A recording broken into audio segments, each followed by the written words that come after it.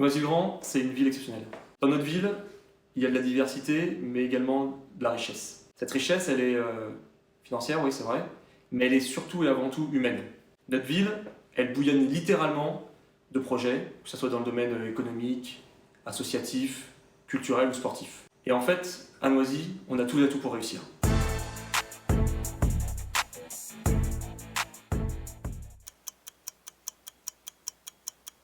J'ai 35 ans, je suis marié et père de 2 enfants. Noisien de naissance, j'ai grandi dans le quartier de la Varenne et fréquenté des établissements publics de notre ville. De la crèche Jean Piaget jusqu'au lycée Vares-Gallois, en passant par l'école de la Varenne et collège du Clos Saint-Vincent. Niveau sportif, j'ai pratiqué plusieurs sports sur la ville, un petit peu de judo, de hand, de tennis, mais surtout et avant tout ma passion du basket pendant 20 ans. Au niveau professionnel, je suis diplômé d'un master de gestion à la Sorbonne et je travaille aujourd'hui dans le domaine de l'actionnariat salarié. Tout d'abord, je pense qu'il y a une part d'héritage familial. Mes parents m'ont transmis très jeune l'intérêt pour la chose publique et d'ailleurs, plus que cela, je pense qu'ils m'ont transmis une capacité à m'indigner, une capacité à me mobiliser contre l'injustice, en fait, une envie de ne pas rester spectateur. Ça peut peut-être paraître utopique, mais en fait, ce qui m'a amené en politique, c'est véritablement l'envie de changer les choses.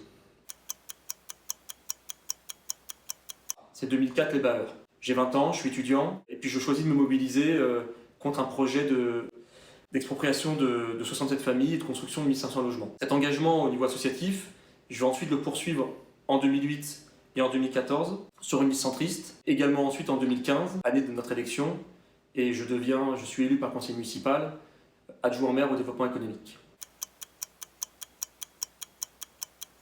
Par exemple, le projet de l'esplanade de la Commune de Paris, sur lequel nous allons remplacer l'ancienne gare routière par une quinzaine de commerces de proximité, sur la ZAE des Richardais, à la réimposition d'entreprise, et également sur la zone d'activité de la Varenne. J'ai travaillé également sur le transfert du kiosque à journaux et sur l'implantation et l'ouverture d'une épicerie solidaire. En centre-ville, j'ai travaillé sur l'ouverture de commerces de proximité. Par exemple, je pourrais citer un pressing écologique, le remplacement d'un chocolatier, l'ouverture d'un primeur, d'une épicerie fine et puis plus récemment d'un terrarium. Il faut que je vous dise que j'étais rentré en politique guidé par 3 grands principes absolument non négociables. Ces principes, c'est tout d'abord de réduire le rythme de construction et de faire le rattrapage sur les équipements publics qui manquent terriblement dans notre ville. Le deuxième, je voulais travailler avec un maire qui agisse et qui travaille avec ses élus, mais également avec les acteurs locaux. Et troisièmement, je voulais un maire qui soit intègre et qui respecte ses engagements. Et sur ces 3 points-là, chacun peut facilement constater que nous avons été trahis. Parlons d'essentiel, parlons du futur. Suite à cette démission, nous avons reçu beaucoup de messages de soutien et d'encouragement. Beaucoup de messages de Noiséens nous faisant part de leur envie de vivre dans une ville plus verte, plus innovante, plus respectueuse du cadre de vie et surtout une ville qui associe les acteurs de terrain aux décisions qui les concernent. Alors, en septembre dernier, nous avons décidé de lancer une liste citoyenne aux élections municipales.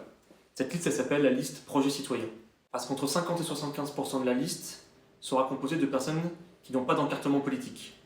Ces personnes, ce sont des citoyens engagés, des associatifs, des parents d'élèves, des commerçants, des gens en fait qui ont déjà un engagement local, mais pas en politique. Pour ma part, je ferai donc partie du quota minoritaire, puisque je suis adhérent au MoDem depuis 10 ans. Et comme je ne souhaite pas opposer citoyens et politiques, j'avais indiqué dès le lancement du projet que des mouvements politiques pourraient soutenir notre équipe sans modifier les valeurs, le contenu et le projet que nous portons. Et justement, 4 mouvements politiques ont décidé il y a quelques jours de soutenir notre projet. Il y a tout d'abord le mouvement écologiste indépendant, le mouvement Nous Citoyens, le MoDem, et également la République En Marche. Notre programme sera dévoilé en début d'année prochaine.